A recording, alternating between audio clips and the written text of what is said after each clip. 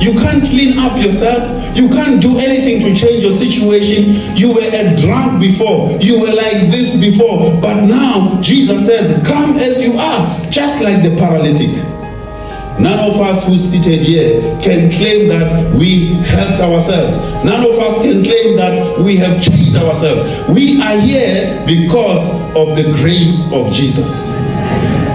When people look at you and they compare who you are now to what you were in the past, people are forced to remark, we have never seen such a thing before. While it is good to look good outside, but the suggestion that we're bringing tonight is look good inside. When people look at you, let them see a child of God. Ellen White has something to say about character. She says the greatest argument in favor of the gospel is a loving and a lovable Christian.